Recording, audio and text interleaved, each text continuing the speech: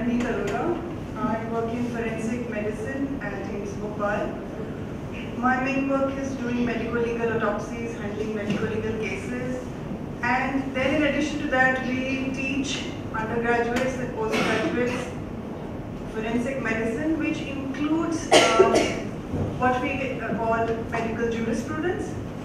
Now, medical jurisprudence generally tells a doctor what he should be doing or how he practices his medicine, being it constrained of what the law of the land is.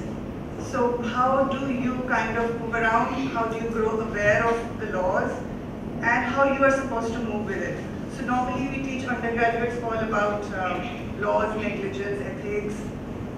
And with surrogacy, we did teach our undergraduates 1 hour, 1 hour on what this act is all about and what are the basic things that one look for and how this act is not yet in force and how this has been trying to come into force for such a long time, and we hope it will come into force one of these days. So I have a few just points on that act which I would like to just clarify or maybe give suggestions there. There are just 3, 4, 5 maybe points there. According to this ART regulation bill, we have the surrogate mother who is supposed to receive a monetary compensation from the couple or individual for the service that she provides. Here, there are these 2 words that that are there. One is compensation and one is remuneration. When we speak of compensation, we really mean that a person has suffered some loss, suffering, injury, so you're trying to compensate. And if you say remuneration, that means you're saying you did a service and you're remunerated, right? When you say you get an honorarium, you get a salary, you get this, each word has its meaning. The regulation uses the word compensation, which means let us understand what it really is, I'm not going to dwell further, but what I mean is we have not used the word remuneration, we've used the word compensation here. The second part is that, we say surrogacy, the person who undergoes or agrees to be a surrogate is just undergoing pregnancy, which is a physiological state, which is a normal physiological state that you volunteer yourself to in exchange for money. Now, this is not a physiological state, it is an altered physiological state. It's not like routine healthy physiology, it's a slightly altered healthy physiology, if everything goes fine, right? Now, this is a pregnancy which anyway has physical, emotional, psychological demands of a normal individual who becomes a mother. And this is a surrogate who undergoes this pregnancy and then relinquishes the child. So there is an additional, let us say, factor added to a normal altered physiological state. What we call as a postpubertal period, or the pubertal means post-delivery period, that used to be called something like the period just after a female delivers. That period is supposed to be roughly 6 weeks, but also some people say there are 3 phases of this pubertal period, acute, subacute, chronic, and they sometimes take this extension right up to 6 months. That means there is a state which is post-pubertal period, which could vary from perspective of how a person looks at it as 6 weeks or 6 months. And there are this phase is associated with a lot of psychological changes in a normal woman. And in these they have things like postpartum blues, depression and psychosis. And these are well documented that these are existing in women. These exist more in women in developing countries, and this aggravates with increasing poverty. And there are multiple factors they associate with it. There are multiple factors which are related to pregnancy, hormonal levels, postpubertal state. So this is kind of a period which has these implications even normally. Now, when we have this ART bill, we are trying to ensure the physical health of the surrogate by saying, okay, this should be her age. We shouldn't be bothering a female more than 35 years to become a surrogate. She should not have been pregnant more than 5 times. She should not do this embryo transfer more than 3 times for a particular couple. Where we are not saying is, making it mandatory that she should have a psychological screening or she should have generally psychological counseling. And in countries like US, this forms a major bulk of major thing which is incorporated when a person becomes surrogate. And they encounter a lot of problems there. Immense literature on this on the net too, right from the people who are into it and people who have experience to sharing on the net. So we have not written this out anywhere on the act here or rather, although in the morning, like Ma'am did point out that there's a lot of counseling which is done and she's had good results with that intense counseling to all parties concerned, but that's not routinely, regularly perhaps done at all places because it's not a rule, it's not a regulation, it's not really given that importance as much as so many other factors are. Then in the article that has come up yesterday and yesterday mainly, as there should be a minimum remuneration which is not stated anywhere for what should be given to the surrogate, and somebody pointed out that whatever you state, finally what she gets amounts to this particular limit after all the expenses which have been cut off and kind of thing. So that particular remuneration bit ought to be fixed, we feel, because there are a lot of expenses. Also, there are a lot of diseases which lie latent in a woman, which kind of exacerbate in that particular phase or become permanent after pregnancy. You have hypertension or high blood pressure and diabetes, which can start in pregnancy, which can continue, which may finish. So you have those diseases which become chronic diseases, which may start there, which will require a long-term handling by the surrogate mother, which like we also, I was listening in the morning that there is issues of insurance, that no insurance agency is really ready to take that up. What could probably be done if there are commissioning parents who are paying for the whole services and stuff, there could be another deposit for this, which if required is used, but if not required, refunded for any untoward things or any long-term complications which may arise. There is the major thing that is there is that the act is not yet in force, it's not legally enforceable. None of these, and when we are trying to bring out the perfect act, we're taking so long, and every time our notion of perfection changes over years, our ideas change, our norms change, our logic changes. A lot of acts which are anyway made were not made as perfect acts. We made amendments while we went along. As times changed, we made amendments, we made justification. We could put an act in force and then think of amendments as time requires, or as we deliberate more on them. As we do not make any act, we are keeping this thing entirely lawless with not even the basic acts provisions in place. So a lot of ART clinics, a lot of people, a lot of commissioning agents, all these things do crop up. These mushrooming of so many test tube centers, so many facilities and middle agents, and so many financials, bungling, all that. There's nothing in place, literally, who holds what position and how do they move around. Also, like yesterday, somebody brought out very strongly as to why we're not looking for adoption rather than promoting so much of surrogacy, was also what I thought was a very good issue. I mean, I could correlate to that. When you have a commissioning parent who's ready to take donor for sperm, ready to take sometimes donation from ovum and have a surrogate, then it's as good as perhaps having an adopted child, because it's anyway sometimes not biologically or half yours and half not yours, and the surrogate facility is being availed of. So if an adoption facility or laws and rules becomes more easier, more streamlined, perhaps that could be a solution or alternative to in that case. Thank you. A very good morning to the respected chairperson, panelists, faculty and students. I am Professor Soumya Chakravarti. I am the head of anatomy and also the ethics member secretary, and also I am a medical educationist, and I am from ESI, Postgraduate Institute of Medical Science and Research, Kolkata. So as a member secretary of ethics, when I was looking into the various ethical aspects of various diseases, as well as surrogacy, organ transplant and other issues, I found there was a lot of gray area in this particular issue.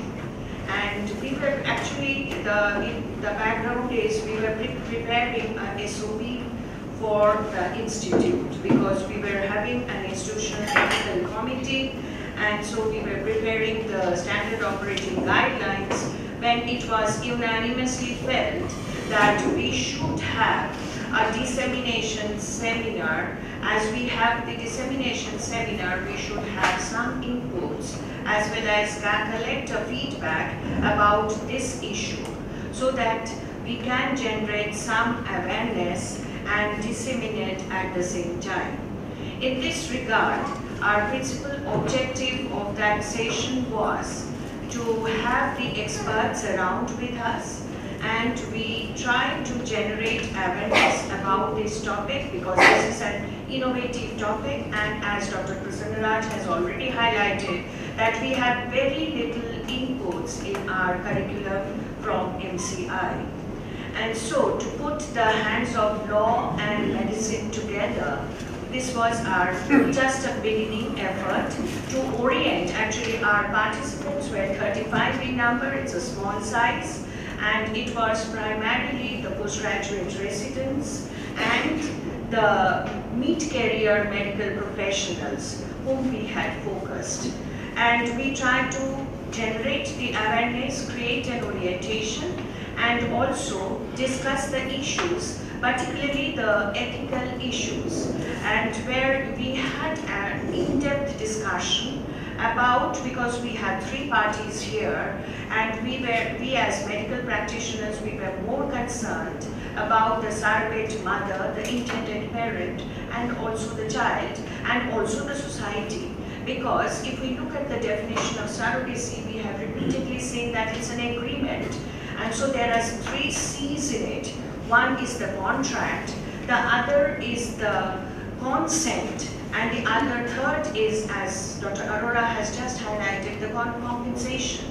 So to look at the consent, we were more concerned about the informed consent, how to maintain the privacy and the confidentiality of not only the surrogate mother, but also the intended parent until and unless the whole process is getting over. And also the child, he or she has the right to know who are the individuals who took part in this process from gestation to delivery. So this is a very complicated but innovative topic. And therefore we did a pre and post session feedback. In the pre-session feedback, there was a lot of change in the feedback analysis when we looked at the data, because we not only had the ethical or the moral issues of this topic, but also we began with some evolutionary aspect of ethics as well as surrogacy. And we found that 77% of the participants, mind you, these are all postgraduate residents and mid-career professionals, administrators were not included in the study. 77% were not aware of the ethical issues related to this, which dropped down to 23%. And this also, after interviewing, we could find out that this 23% had a lack of understanding because of the lack of practice. And so 91.4% understood the need to invite or interact with the experts. Otherwise, many a times we as professionals think we are the experts of everything. The 74.3% were aware about the need for the informed consent, which should be specially designed for this topic, for this research, for this issue. I'm talking repeatedly of the medical research concerned with it. And because this not only has the ethical issues, this has religious issues, this has many fertility tourism related issues, as well as psychological concerns. And at the end of the session, we found that more or less 5% could understand, more or less 5%, if we were just left with 5% who did not have, could not develop much idea about the well-framed informed consent. Initially, 60% did not understand what the vulnerable population means, and even these surrogates, they also can be clubbed into this population.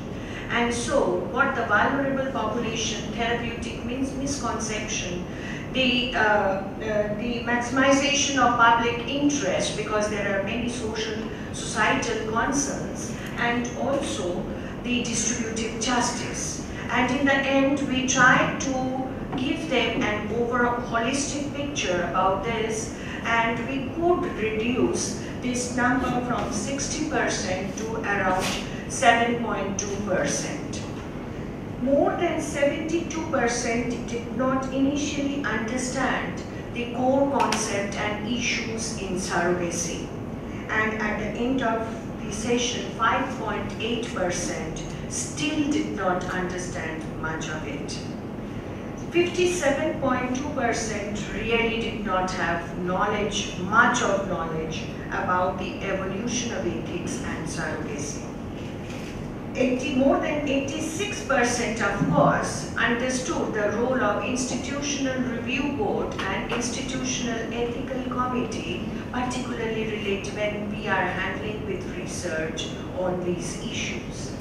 At the end of the session, 91.5% understood the investigator's subject relationship related to this, and 97.1% expressed satisfaction in learning about this issue in particular and looked forward to such sessions in future.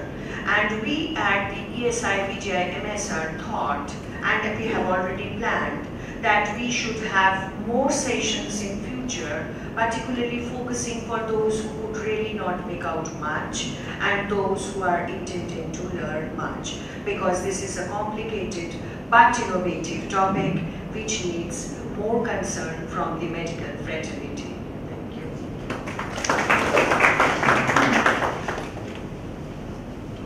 That is how I can see it.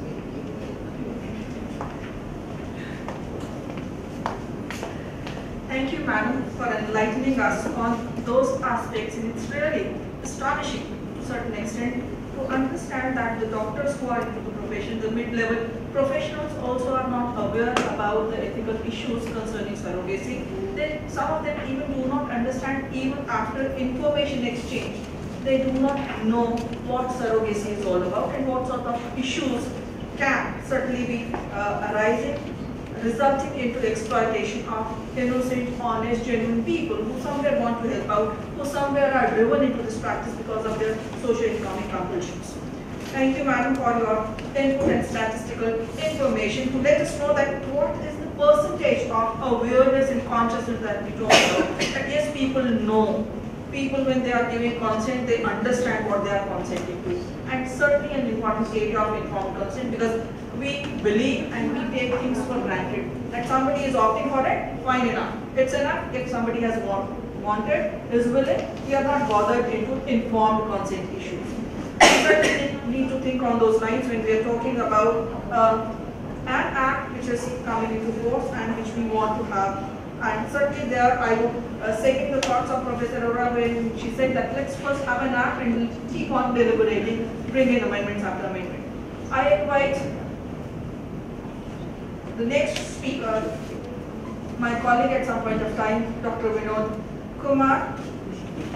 He will be talking about legal ethical dilemmas on surrogacy. Over to you, Dr. Vinod. And I would certainly appreciate if you stick to our timeline because we are running behind schedule.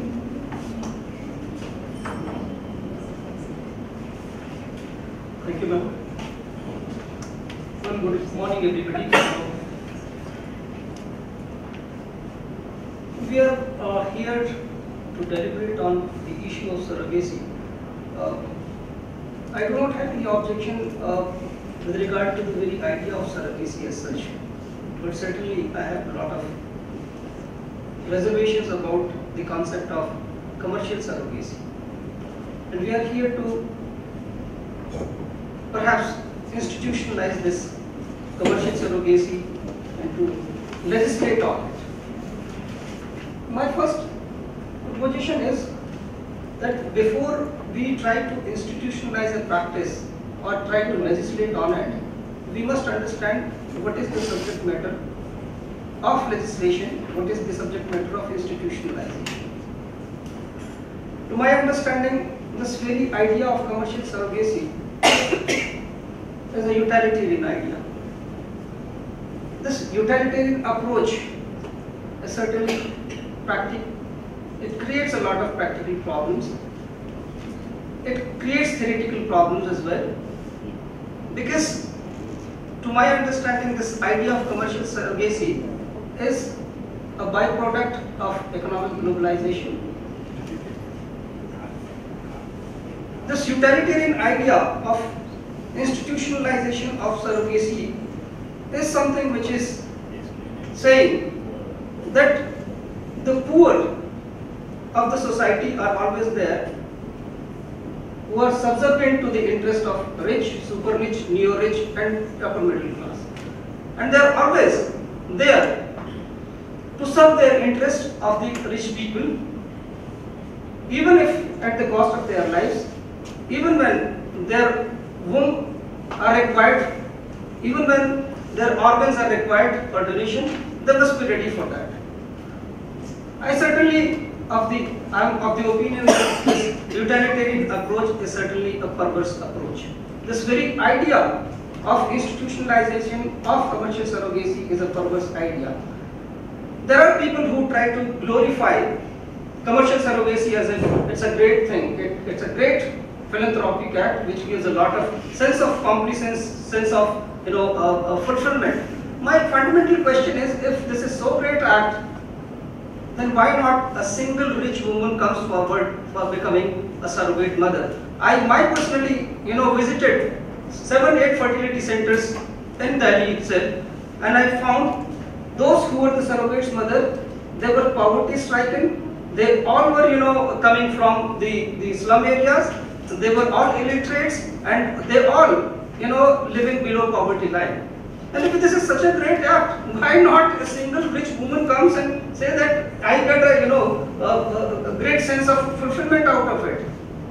Certainly, this issue of commercial surrogacy has a class character, and we need to understand that.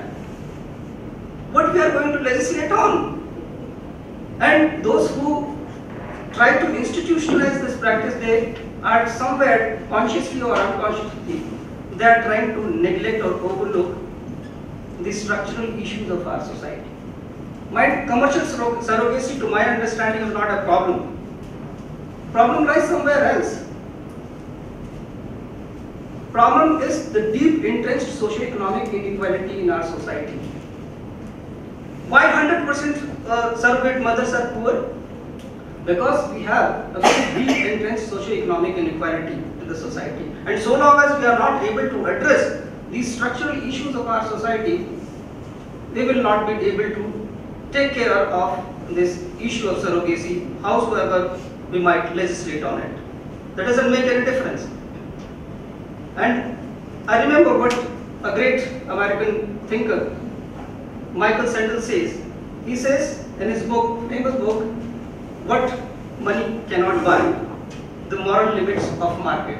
And he says that we have, and he lays down a very fundamental premise, but a very fundamental proposition. He says that we have drifted from market economy to market society. That's a very fundamental proposition. He's saying that we have drifted. Earlier we were a market economy, now we are drifted from market economy to market society, where everything, right from the human sentiments to the womb of a mother, is a commodity and up for sale. We need to understand what we are going to legislate on. And then, to my understanding, surrogacy is not a problem. Surrogacy is just a reflection of a much deeper problem, which is socio-economic inequality. And as far as, because I'm supposed to talk about the legal and ethical dilemmas, so first understanding is that those who argue that there is a contract relationship between the surrogate and the trilateral contract between surrogate mother and the agency and the commissioning couple. And so long as there is a free consent, then it should not be a problem. My question is whether there can be a free consent at all. Is it possible? When the parties are in such an asymmetrical relationship with each other, one surrogate mother who is dying out of hunger and starvation and out of compelling economic circumstances, she doesn't have anything else but to become a surrogate or to become a prostitute. And the other parties are well off. Can there be a free consent? Or even the mother is never told what are the inherent medical hazards. Even she could die out of this procedure.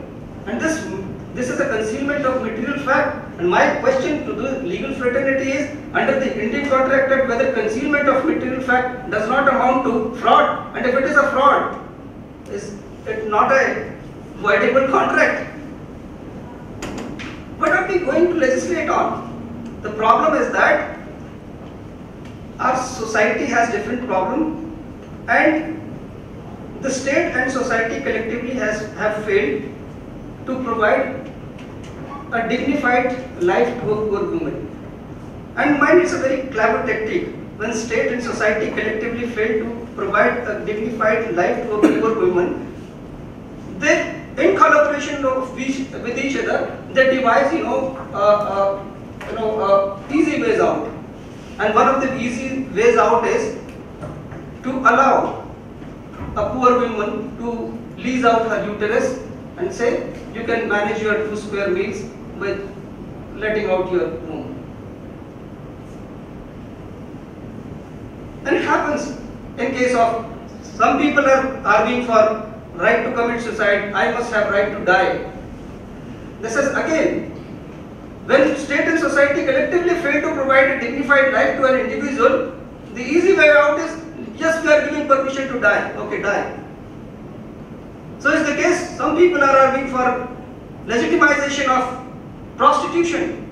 How is it different? We have failed to address our structural issues, and we are, devising easy ways out. There is no possibility. And one important thing which I saw, I interacted with quite a few surrogate mothers, and I found that under the contract it is written that the moment the child is delivered, the child is necessarily taken away from the mother. Can you understand the psychological trauma of that woman who kept this child for 9 months into her, womb? And immediately after the child is born, she is not allowed to look at the face of the child, not even a glance of the child. Look at the psychological trauma, and look at the child, the right of the child. Medical science says that at least for next 6 months, child must have a right to have mother's feed, because this mother feed provides a lifelong physical immunity to the child. And if we do not take care of that, then we are compromising with this right of the child, and that is right to health, because we are putting this child into a lifelong medical hazard, the physical problems. We are not ready to understand what things we are going through. Another important thing which I noticed is that we are compromising with the very idea of freedom to choose a mother. The child, when he grows up, when he comes of age, he must have right to choose mother. Whether he has right to know who was that woman who kept the child for 9 months into her womb. What is about the identity of that woman? The identity of that woman is not conveyed to the child when he comes of age. The child doesn't know. When he comes of age, he doesn't know who was that woman who kept him or her for 9 months into her womb. I think we must deliberate on this issue, right to choose, the freedom to choose mother. Okay, I have got the signal. I have many more issues to highlight, but thank you very much for giving this opportunity.